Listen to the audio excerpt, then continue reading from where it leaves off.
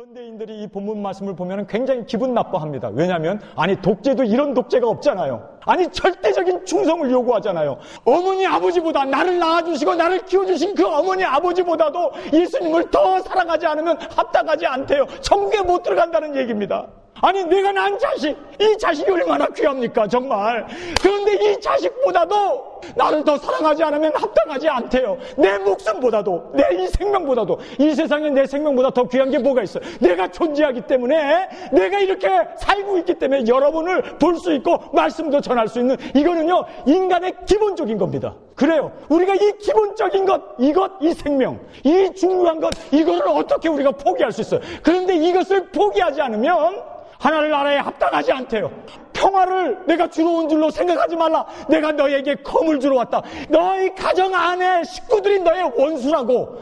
어떻게 이렇게 끔찍한 얘기를 할 수 있냐고요. 김일성보다도 더한 독재네 이거. 생각해보세요. 이게 정말 말이나 됩니까? 어떻게 이렇게 절대 충성을 요구할 수 있냐고요. 내 자식보다도, 내 생명보다도 더 예수님을 사랑해야 된대요. 그렇지 않으면 합당하지 않대요. 천국 못 들어간대요. 여러분, 이 말씀을 들으면 우리 인권이 발달한 우리들, 개인주의가 발달한 우리들은요, 이거 이상하네. 이렇게까지 우리가 절대 충성을 해야 되나? 고개를 갸우뚱할 수밖에 없어요. 도대체 왜 예수님께서는 이렇게 절대적인 충성을 요구하는? 예수님이 독재자인가? 이기주의도 이런 이기주의자가 없고, 독선도 이런 독선이 없어요. 생각해보세요. 자식 사랑해야 될 거 아니에요. 부모, 형제 사랑해야 할 거 아니에요. 근데 하면 안 된대. 사랑하면 안 된대. 저희들이 이 본문 말씀을 보면서 여러분 기분 안 나빴어요? 그런데요, 이렇게 주님께서 절대적인 충성을 요구하고, 이렇게 절대적인 이 주님을 향한 우리의 사랑과 마음을 원하는 이유가 뭔지 아세요? 예수님이 우리를 이렇게 사랑하셨어요. 자기 생명을 다 해서, 자기 모든 것 다 바쳐서 그렇게 우리를 사랑했어요.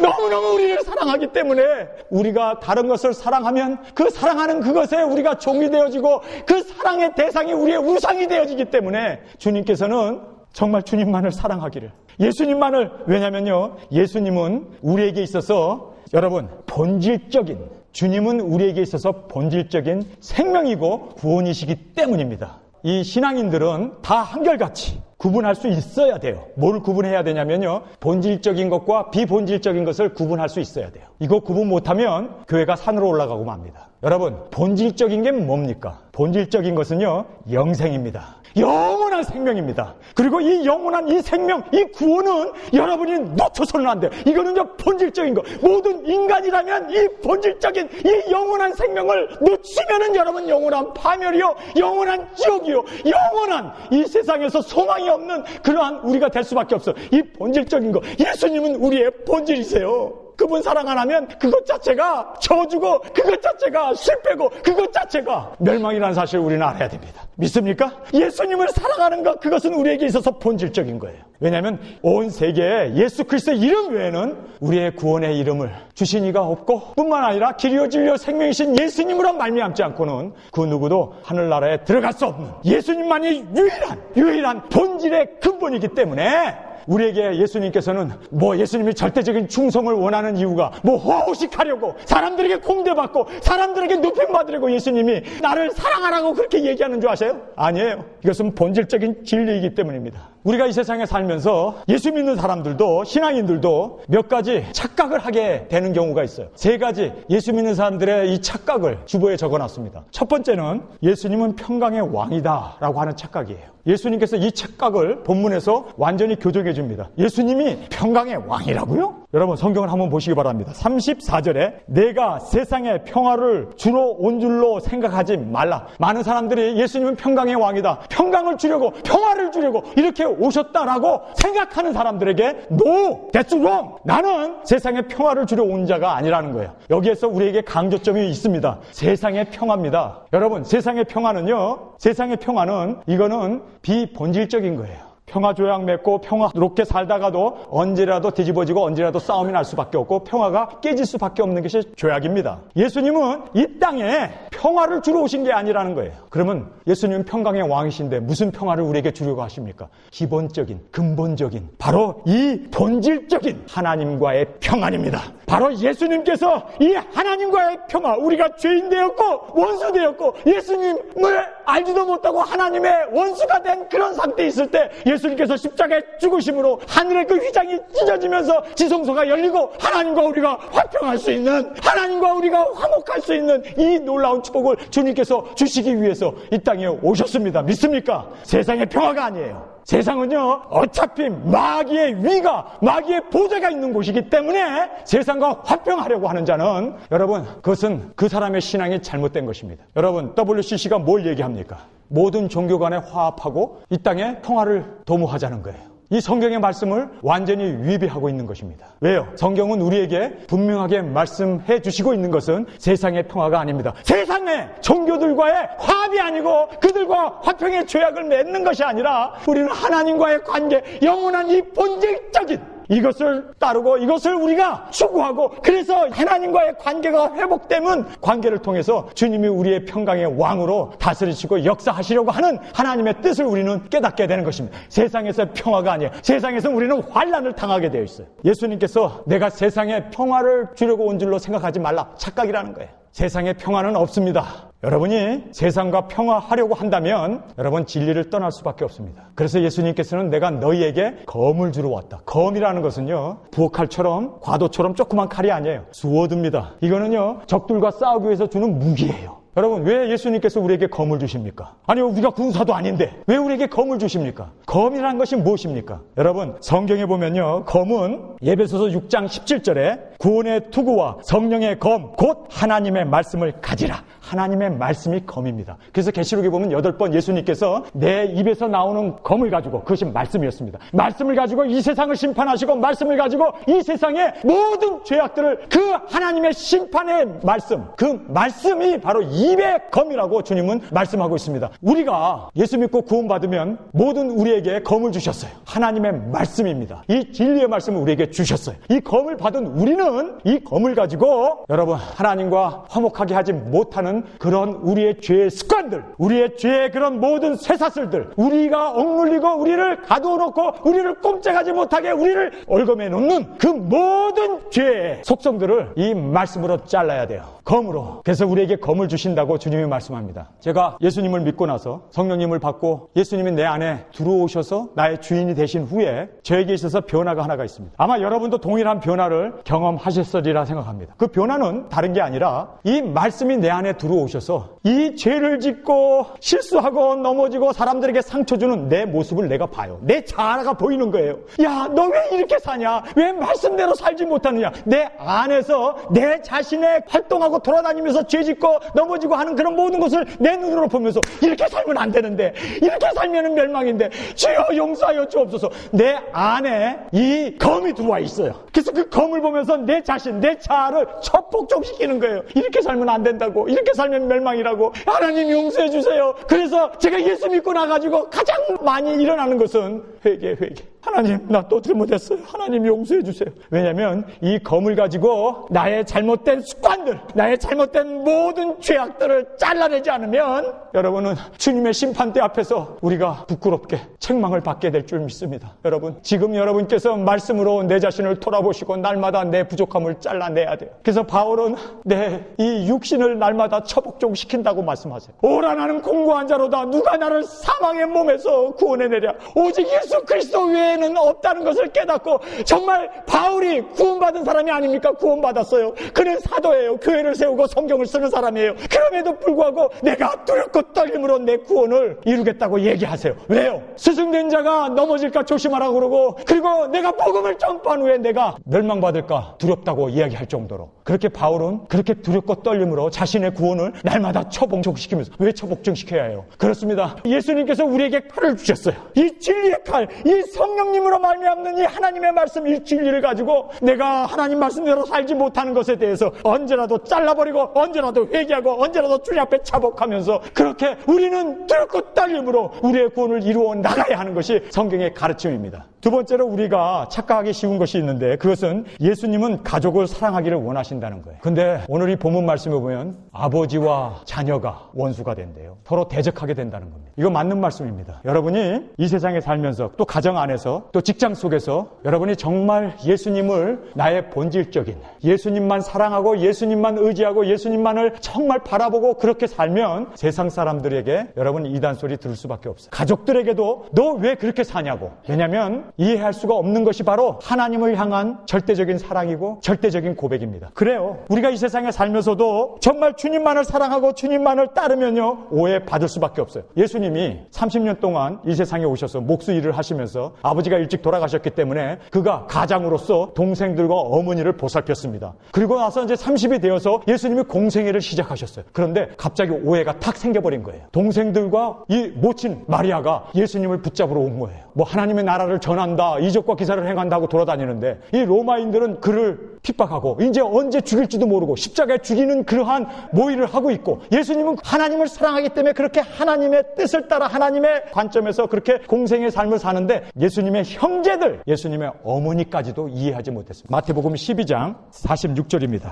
예수께서 무리에게 말씀하실 때 그 모친과 동생들이 예수께 말하려고 밖에 섰더니 한 사람이 예수께 여짜오되 보소서 당신의 모친과 동생들이 당신에게 말하려고 밖에 섰나이다 하니 말하던 사람에게 대답하여 가라사대 누가 내 모친이며 내 동생이냐 하시고 손을 내밀어 제자들을 가리켜 가라사대 나의 모친과 나의 동생들을 보라. 누구든지 하늘에 계신 내 아버지의 뜻대로 하는 자가 내 형제요 내 자매요 내 모친이라 하시니라. 여러분 예수님을 붙잡으려고 동생들이 또 마리아가 예수님에게 왔어요. 예수님이 지금 뭐하고 있었습니까? 하나님의 말씀을 전하고 있었어요. 말씀을 전하고 있는데 어머니가 왔습니다. 동생들이 왔습니다. 말씀을 전하는데 방해를 했습니다. 하나님의 뜻을 행하는데 방해를 했습니다. 그랬더니 예수님께서 내 모친이 누구고 내 동생이 누구냐? 바로 이렇게 하나님의 말씀을 듣고 하나님의 뜻을 행하는 이들이 내 모친이요 내 형제라고 주님께서 그렇게 말씀하고 계시는 거예요. 여러분 정말 여러분이 예수님을 따르고 예수님 말씀대로 순종하려고 하면요 세상 사람들은 우리를 색안경 끼고 봅니다. 2단이네 3단이네. 여러분 정말 우리가 그런데 두려워할 필요가 없어요. 왜냐하면 예수님도 형제에게도 부모에게도 어머니에게도 오해를 살 수밖에 없었던 그 상황을 성경은 우리에게 말씀해주고 있습니다. 여러분이 예수님만 사랑한다면 당장 주위에서 핍박이 들어와요. 어쩔 수 없는. 그래서 예수님께서 35절에 내가 온 것은 사람이 그 아비와 딸이 그 어미와 며느리가 시어머니와 불화하게 하려 함이라. 불화하게 하련다는 거예요. 아니 세상에 화평하게 해야 되는데 왜 불화하게 만들어? 왜?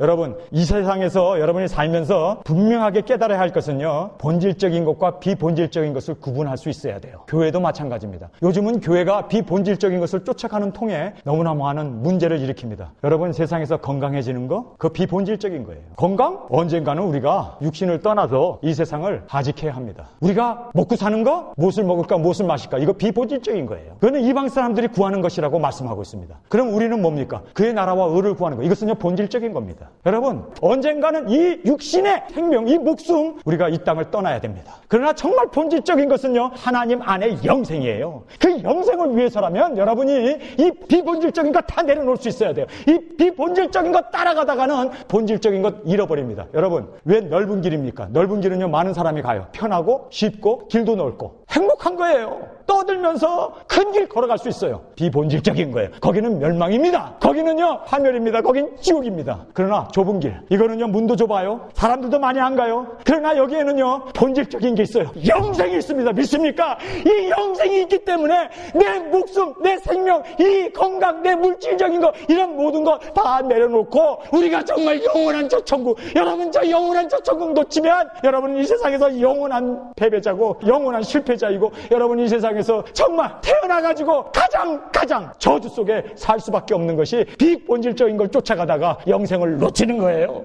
정말 우리는 이 세상에 태어나서 우리에게 본질적인 것이 무엇입니까? 영생 아닙니까? 영생은 누구입니까? 길이요 진리요 생명이신 예수 그리스도. 그분 외에는 우리에게 다른 어떤 길도 없고 다른 어떤 진리도 없고 다른 어떤 생명도 없습니다. 예수님만이 우리의 본질임을 믿습니까? 그 본질을 여러분이 정말 그 본질을 위해서 그것을 추구하면서 그 본질을 따라 사는 것이 바로 좁은 길을 걸으면 날마다 기뻐하면서 좁은 길, 협좁한 길, 많은 사람이 가지 않는 길이지만 그 길만이 여러분의 영원한 생명일 줄 믿습니다. 주님께서 지금 그 얘기를 해주시고 계시는 거예요. 여러분, 비본질적인 거, 건물 짓는 거, 비본질적인 거, 이 세상에서 잘되고 축복받고 이 세상에서 부귀 호화호식하고 자녀들이 좋은 대학 가고 출세하는 거, 이거는요 다 비본질적인 거예요. 일시적인 거예요. 영원한 거 아닙니다. 영원한 생명, 그 영원한 예수님만, 그분을 위해서 우리는 온전히 이 세상의 모든 것을 다 내려놔야 할 것을 성경은 말씀하고 있습니다. 여러분, 어머니, 아버님 얼마나 중요합니까? 내 자녀 얼마나 정말 귀합니까? 그런데 내 자녀까지도 이것이 비본질이라는 거예요. 내 어머니와 나의 이 관계도 이게 비본질, 세상에 있을 때, 육신을 갖고 있을 때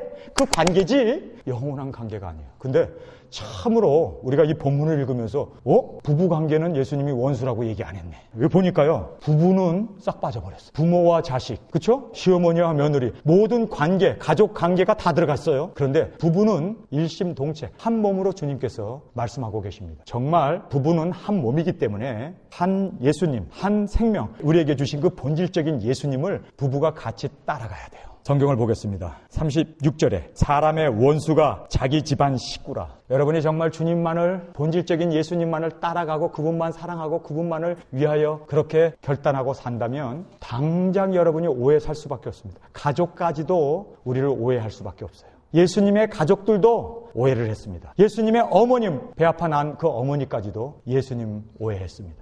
이 정도로 예수님은 철저히 이 본질적인 것에 대해서 절대로 양보하지 아니하고 절대로 우리도 양보해서는 안 되는 것이 이 본질적인 진리입니다. 여러분, 하나님께서 우리에게 말씀의 검을 주셨어요. 이 말씀의 검은 내 자아를 잘라내야 돼요. 아브라함이 하나님 앞에 예물을 드렸어요. 하나님이 자, 내가 너와 언약을 세우리라. 그래서 가나안 땅에 도착한 아브라함이 암소도 잡고 수양도 잡고 염소도 잡고 쫙 잡아요. 다 잡았어요. 지금으로부터 4,500년 전 아브라함 시대에 소를 잡는다는 게 쉬운 게 아니에요. 요즘은 칼이 아주 굉장히 날카로워가지고 자르기가 좋잖아요. 그런데 그 당시에는 칼이 그렇게 지금처럼 그렇게 강철이 있지 않았기 때문에 소를 잡는다는 것은 사실상 대단히 어려운 일입니다. 그런데 소가 얼마나 커요? 사람 둥치의 몇 배 정도 큰 소 아닙니까? 그 소를 잡기 위해서는 소 안에 들어가야 돼요. 그리고 그 안 드는 칼로 반을 쪼갰어요. 반을 쪼개서 벌려놨습니다. 암소도 그랬고 염소도 그러고 다 했는데 마지막에 비둘기 하나는 안 자른 거예요. 그렇죠? 근데 그 비둘기 때문에, 비둘기가 안 잘라졌기 때문에 매가 와가지고 그 비둘기를 채가려고 하기 때문에 밤새 그걸 쫓아내다가 잠이 들었어요. 그런데 여호와의 횃불이, 원래는요 아브라함과 여호와께서 같이 횃불을 들고 벌려놓은 재물을 가운데로 지나가야 되거든요. 그런데 여호와의 횃불이 혼자서 지나갔어요. 그러면서 비둘기 한 마리 쪼개놓지 않아. 그 많은 짐승들 다 쪼개놨는데 왜 비둘기는 안 쪼갰을까요? 왜 안 쪼갰을까요? 작은 거니까 가볍게 생각한 거예요. 비둘기는 쪼개기가 쉽져요. 사실 손으로 확 힘만 줘도 짜개져요. 그렇죠? 그런데 그걸 안 쪼개놨기 때문에 하나님께서 410년 동안 종살이하리라고 얘기하세요. 하나님은요 그렇게 무서운 분입니다. 여러분, 죄에 대해서 철저히 회개하셔야 돼요. 큰 죄만 회개할 게 아니라 정말 작은 죄까지도 하나님 나의 죄로 인해서 하나님 정말 두렵습니다. 왜 큰 거는 다 쪼개놨는데 이 작은 죄 하나, 요 덩어리, 요거 얼마나 쪼개기 쉬워요. 그건 왜 안 쪼개놔가지고 마귀가 내가 와가지고 그걸 채가려고. 여러분, 정말 우리는요 주님 앞에 정결한 신부로 세우기 위해서 날마다 이 하나님이 주신 이 검을 가지고, 여러분, 다른 사람을 찌르지 말고 다른 사람에게 상처 주지 말고 다른 사람을 헌담하지 말고 그 칼을 가지고 내 자식을 쪼개시길 주님의 이름으로 축원합니다. 나의 죄악을, 조그만 죄악까지도 그 하나님의 말씀 가지고, 주여 나는 죄인으로소이다. 나는 부끄럽습니다. 주님 앞에 설 수 없습니다. 정말 회개 통해 자복하는 그 심령에 주님이 함께해 주시고 주님이 치료해 주시고 주님이 회복시켜 주시고 주님께서 축복해 주실 줄 믿습니다. 여러분, 정말 회개할 때 회개하고 내 죄에 대해서, 여러분, 정말 우리는 다른 사람의 죄는 잘 보여요. 그러나 내 눈에 있는 들보는 보지 못하는 것이 우리의 인간의 모습입니다. 그런데 예수님께서 우리에게 검을 주러 왔대요. 그 검을 가지고 우리 자신의 죄악을 쪼갭시다. 나의 잘못된 나의 언어의 습관들, 나의 생각들, 나의 부족했던 이러한 나의 모든 죄악들을 주님 앞에 내려놓고 주님 쪼갭니다. 내 자신을 쪼갭니다. 내 자신을 부숩니다. 그렇게 주님 앞에 통해 자복하면서 날마다 주 앞에 세움을 받기를 간절히 주님의 이름으로 축원합니다. 그리고 예수님께서 이렇게 말씀합니다. 합당하지 않다는 말을 3번 사용하세요. 여러분, 아까는 검을 얘기했어요.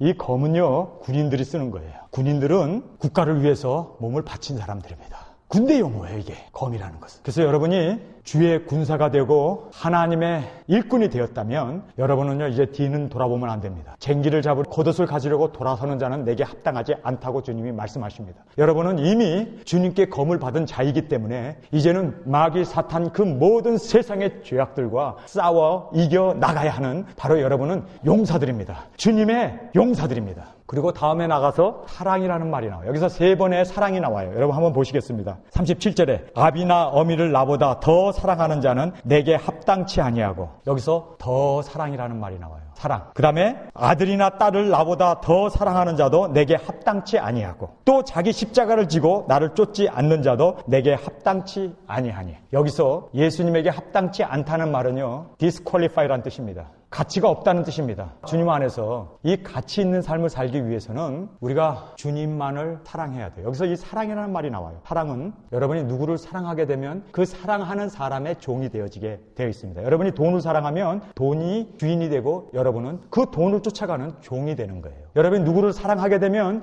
그 사랑하는 사람에게 잘 보이려고 여러분 그 사랑하는 사람의 종이 될 수밖에 없습니다. 여러분이 자녀를 사랑하면 자녀가 우상이 되어버려요. 여러분은 그 종이 되어줄 수밖에 없어요. 사랑은 항상 우리가 드리는 사람에게 종이 되는 것이 사랑입니다. 그래서 예수님께서는요, 부모를 더 사랑해도 안 된다는 거예요. 예수님만을 사랑해야 돼요. 그리고 자녀를 더 사랑해도 안 된다는 거예요. 내 생명까지도 더 사랑해서는 안 된다는 거예요. 왜요? 왜 우리가 내 생명까지도 더 사랑하면 내 생명이 우상이 될 수 있어요. 그래서 건강하려고, 정말 이 건강하고 이 세상에서 이 육신적인 거 이거 보존하려고 어떤 면으로 주님 앞에 내 목숨까지도 내놓고 제물로 드릴 수 있는 그 순교 자리에서도 회피하고 도망가게 되는 그러한 상황을 우리가 겪을 수가 있습니다. 여러분, 정말 중요한 것은요, 우리는 예수님의 신부잖아요. 신부는 신랑을 사랑해야 돼요. 여러분이 신랑을 사랑하지 않으면 그것은 죄입니다. 신부가 신랑을 안 사랑한다는 것은 그것은 엄청난 불륜입니다. 여러분, 저희 집사람이 저하고 결혼할 때 건강이 이렇게 나쁠 줄 몰랐어요. 근데 여기 아프다 저기 아프다 많이 아파요. 그리고 요리? 저는 뭐 모든 아가씨들은 다 요리 잘할 줄 알았지. 요리 못해도 좋아요. 그저 아내는요, 남편만 해바라기처럼 남편만 사랑하면 그걸로 모든 임무는 다 하는 거예요. 능력이 있고 뭐 얼굴도 빤질하고 건강하고 애도 폭폭폭 잘 나는데 다른 남자 사랑하고 이웃집 남자 사랑해? 그러면요, 그것보다 더 큰 죄악은 없어요. 하나님께서 질투의 하나님은 견디실 수 없는 거예요. 여러분, 왜 자식이 우상이 되면 안 되는 줄 아세요? 여러분, 왜 부모가 우리의 우상이 되면 안 되는 줄 아세요? 예수님, 우리 안에 들어오셔야 할 생명이신 그 예수님만이 우리에게 있어서는 그 본질적인 그분만을 사랑하고 그분만을 따르고 그분만을 존경하면서 살고 그렇게 사는 것이 우리 인생에 있어서는 축복이고, 그것이 바로 우리에게 있어서는 하나님을 향한 우리의 사랑의 고백이 되어야 할 것을 성경은 분명하게 말해주고 있습니다. 예수님보다 사랑하는 모든 것은 바로 여러분을 멸망시키는 우상입니다. 그걸 알아야 돼요. 왜냐하면 본질적인 그 예수님, 그분이 생명이고 그분이 영생이고 그분이 구원이기 때문에 그분만을 사랑하고 그분만을 따라야 돼요. 그리고 우리가 갖게 되는 3번째 착각이 있어요. 구원의 확신이 구원을 준다. 이것만큼 틀린 말이 없습니다. 나 구원의 확신이 있어. 예수님이 나를 위하여 십자가에 죽은 거 나 믿어. 그렇기 때문에 나는 이제 구원 받았다 라고 하는 그 구원의 확신이 잘못될 수 있다는 거예요. 왜냐하면 이단들을 한번 보세요. 우리보다 10배, 100배 더 그들은 구원의 확신이 우리보다 더 뚜렷해요. 몰몬이라든지 여호와 증인이라든지 신천지라든지 이런 이단에 빠져 있는 사람들은요, 목숨 걸고 자신들이 구원 받았다고 그렇게 모든 걸 다 내려놓고 쫓아가요. 오늘 이 성경 말씀에 보면, 여러분 성경을 한번 보겠습니다. 39절에 이렇게 말씀하고 있습니다. 자기 목숨을 얻은 자는 잃을 것이요. 여기서 보면 얻은 자, 여기서 목숨이라는 것이 이 육신의 목숨이 아니에요. 그리고로 보면요, 이것은 soul이에요. soul. 영혼이에요. 영혼. 자기가 영혼 구원 받았다는 거예요. 영어 성경에 보면요, he who has found his life. 자기가 구원 받았다고 그렇게 확신을 갖는 거예요. 난 구원 받았다고. 구원받았다고. 그런데 예수님께서는요, 여기에 원어로 보면은요, 여기에서 단수로 되어 있어요. 내가 구원받은 것이 과거 단수로 되어 있단 말이에요. 내가 한번 예수를 믿고 내가 한번 구원받으면 영원한 구원이라고 생각하는 것, 이거 비성경적인 겁니다. 성경은요, 그렇게 얘기 안 해요. 여기서 보면요, I found, 찾았다는 거예요. 내가 생명을 얻었다는 거예요. 단수로, 그리고 얼마나 확신을 갖고 있습니까? 그런데 he will lose, 미래형에 천국에 못 들어간다는 거예요. 잃어버린다는 거예요. 아니, 이 본문 말씀을 보면서 저는 좀 당황했어요. 그런데요, 이 본문 말씀에 보면 내가 과거에 구원받았다, 과거에 집착하고, 내가 과거에 성령 받았다, 내가 과거에 예수님을 영접했다, 과거가 중요하지 않다는 거예요. 예수님은 현재 미래형으로 말씀해주고 있습니다. 여러분 38절에 또 자기 십자가를 지고, 이거는요 십자가를 지는 현재형으로 되어 있어요. 지금 지어야 돼요. 지금 내가 좁은 길을 가야 돼요. 내가 지금 생명의 길을 가야 돼요. 지금입니다. 과거가 아니에요. 과거에 내가 뭐 어쨌네 저쨌네 보았다 들었다, 내가 구원의 확신이 있다고 얼마든지 떠들어대도 과거는 절대로 지금 현재가 중요하다는 거예요. 지금 right now, 지금 여러분이 십자가를 져야 돼요. 지금 좋은 길을 걸어야 돼요. 지금 여러분이 이 세상에서 생명의 길을 걷지 않으면 구원이 없다는 거예요. 믿습니까? 여기서 십자가를 진다는 것은 현재형이에요. 그리고 따르는 것도 현재형으로 돼 있어요. 여러분 예수님을 과거에 따르고 지금을 안 따르고 지금 세상 것 쫓아가고 지금 세상 것 구하고 지금 세상 것 바라본다면 여러분 그 사람들은요 he will lost, 잃어버린다는 거예요. 그러면 어떻게 해야 됩니까? 지금 십자가를 져야 되고 지금 좁은 길을 걸어야 되고 지금 생명의 길을 여러분께서 지금 하늘의 미랄이 그냥 있으면 하늘 그대로 있고, 그러나 땅에 떨어져 죽는 그 땅에 떨어지는 ing, 그로 말미암아 많은 열매를 거두는 풍성함을 주님이 말씀해주고 있습니다. 여러분 이게 굉장히 중요한 내용입니다. 세상 죄를 지고 가는 하나님의 어린 양을 보라, 세례 요한이 예수님을 향하여 외친 복음이었습니다. 세상 죄를 지고 가는 하나님의 어린 양이었어요. 그런데 그분이 세상 죄를 어떻게 졌습니까? 십자가의 그 고난의 길, 생명의 그 길. 왜냐하면 이것은요 본질적인 거기 때문입니다. 여러분이 정말 본질적인 이 생명의 길, 좁은 길, 이 십자가의 길, 이것을 지금 걷지 않으면,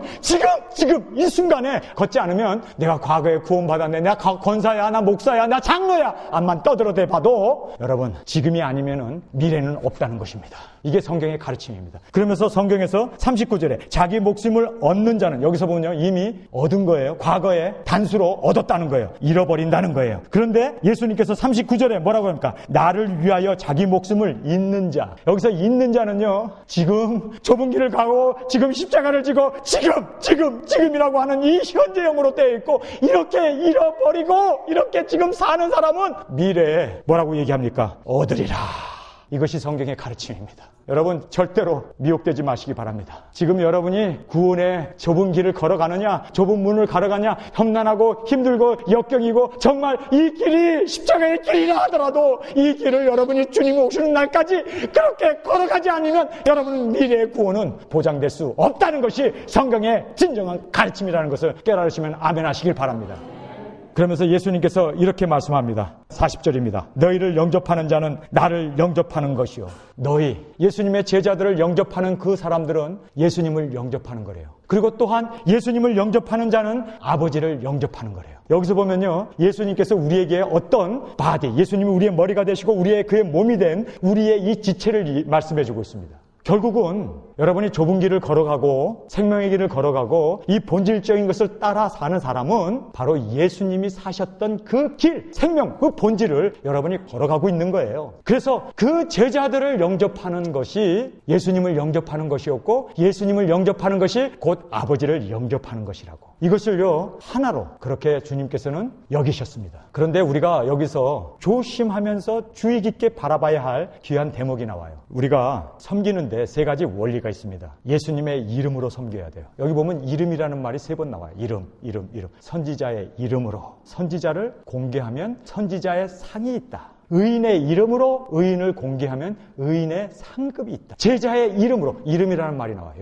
여러분이 이 세상에 무엇을 하든지 간에, 무엇을 먹든지 마시든지 자든지 무엇을 하든지 간에 그리스도의 이름으로 하라고 그래요. 그리스도의 영광을 위해서 하라고 그래요. 여러분이 하나님 앞에 헌금을 드릴 때도 그리스도의 이름으로 드려야 돼요. 이거는요 나의 영광이 아니고 나의 어떤 그러한 헌신이라고 생각하지 마시고, 무슨 일을 하든지 그리스도의 능력으로, 그리스도께서 주시는 힘으로 주님께 하듯이, 그래서 그의 이름으로 드리라고 성경은 우리에게 분명하게 말하고 있습니다. 주님의 이름으로 드려야 돼요. 다음에 두 번째는 올바른 대상을 발견해야 돼요. 아무나가 아니에요. 예수님께서 아무 소자라고 안 그래요. 여러분 저 42절에 보면 또 누구든지 제자의 이름으로 이 소자라고 그래요. 지금 예수님 앞에 앉아서 하나님의 말씀을 듣고 있는 그 이 소자입니다. 여러분 뭐 세상 사람들 고아들 뭐 우리 도와줄 사람들이 많잖아요. 그런 사람들에게 자선 베풀고 하는 것은 주님께서는 그것은 세상 사람들이 세상 사람들을 도와줘야 하는 일이에요. 우리 예수 믿는 사람들은요 정말 대상이 하나님의 자녀여야 되고 예수님의 이름으로 해야 되고 예수님의 그 대상이 우리에게는 분명하다는 거예요. 올바른 대상을 찾아야 돼요. 그래서 선지자라고 얘기하고 있고 성도라고 말씀하고 있고 이 소자에게라고 말씀하고 있는 거예요. 우리가 신청하면 거기에 장기 기증이 있잖아요. 정말 중요한 거는요. 내 장기가 우상숭배자 눈에 박히고 우상숭배하는 데 사용된다면 그거 주님이 기뻐하시겠어요? 정말 우리는요. 잘 대상을 찾아서 헌금해야 돼요. 선지자의 이름으로 선지자를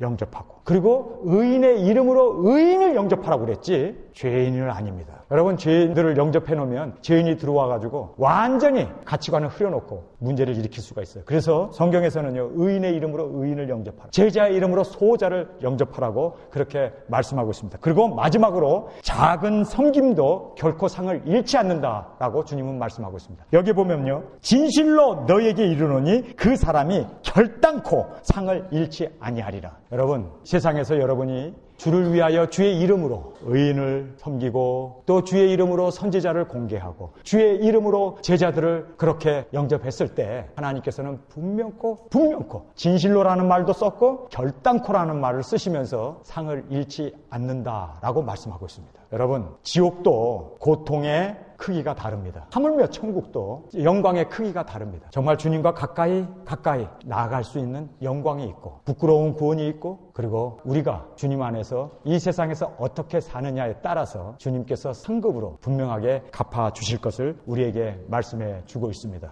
성도 여러분, 오늘 이 본문 말씀이 우리가 이 세상에 살면서 이 비본질적인 게 있고 본질적인 게 있어요. 비본질적인 것은 이 세상적인 것이에요. 그래서 뭐 부모, 형제, 건강, 세상에서 잘 되고 출세하고 돈 벌고 이거 다 비본질적인 거예요. 그러나 본질적인 것은 예수님만이 우리의 유일한 구원자 되시고 그분을 위해서 우리가 온전히 그 본질적인 것을 추구하고 따라 할 때 주님 앞에 영광 돌리게 될 줄 믿습니다. 여러분, 이제 주님 오실 날이 머지 않았어요. 예수님께서 제 제자를 데리고 변화산에 올라가셨습니다. 그 변화산에 올라가신 이유는 변화되려고 올라간 건 아니에요. 기도하러 올라가셨다라고 이야기합니다. 기도하러 제자들 셋을 데리고 기도하러 올라가셔서 거기서 하나님 앞에 기도를 하는데 변화가 되었어요. 그래서 그 변화된 그 영광의 변화로 그때 모세와 엘리야가 예수님과 함께 대화하는 그 변화된 모습을 우리에게 말씀해주고 있습니다. 여러분, 정말 여러분이 호련히 주님이 나팔소리와 함께 우리가 변화가 되어서 하늘나라로 들림받고 싶으세요? 여러분이 기도에 열심을 내야 합니다. 정말 주님을 닮아가기 위해서 열심히 기도하다가 보면 예수님이 변화산에서 변화된 것처럼 우리가 그 기도 가운데 영광 가운데 우리가 변화된 모습으로 주 앞에 세움을 받게 될 줄 믿습니다. 여러분, 본질적인 것 잊지 마세요. 본질적인 것은 예수님이십니다. 그분이 우리의 영생이십니다. 그런데요, 성경은 우리에게 또 본질적인 것 하나를 말씀해주고 있어요. 뭔지 아세요? 짐승의 표를 받으면 멸망이다. 절대로 받으면 안 된다. 본질적인 영생과 멸망을 본질적인 것을 성경은 우리에게 던져주고 있어요. 그 던져주는 그것이 바로 놀랍게도 짐승의 표였다는 것을 여러분이 아신다면 하나님의 말씀을 따를 때 끝까지 하나님의 말씀으로 끝까지 순종하고 그 말씀을 붙어잡고 우리에게 주신 이 검을 통해서 주님 앞에 그렇게 온전한 삶으로 사시기를 주님의 이름으로 축원합니다. 하나님 아버지, 오늘 저희들 이렇게 본질적인 것과 비본질적인 것을 말씀을 통하여 우리에게 깨닫게 해주심을 감사합니다. 정말 예수님만이 우리의 본질이 되시고 우리의 사랑이 되시고 우리의 생명이심을 고백합니다. 주님이 오시는 그날까지 내 생명이 이 땅에서 꺼져가더라도 본질적인 주님만을 의지하고 주님만을 바라보고 그렇게 승리하며 살 수 있는 저희들의 삶이 되어지기를 간절히 원합니다. 이 본질적인 것 주님이 오시는 그날까지 놓치지 않게 하시고 끝까지 주님 앞에 잘했다 칭찬받는 자로 태움을 받을 수 저희들의 삶이 되어지게 하여 주옵소서. 이제는 우리 주 예수 그리스도의 은혜와 아버지의 사랑하심과 성령님의 감동 감화 역사하심이 주님이 오시는 그날까지 잘했다 칭찬받는 자로 끝까지 주님이 우리의 본질이 되시고 우리의 영생이 되시고 우리의 구원자가 되시고 우리의 만왕의 왕으로 그렇게 주님만을 사랑하며 고백하며 살아가는 저희들의 삶으로 인도하여 주옵소서. 예수님의 이름으로 간절히 기도드렸사옵나이다. 주님 다시 오실 때까지 나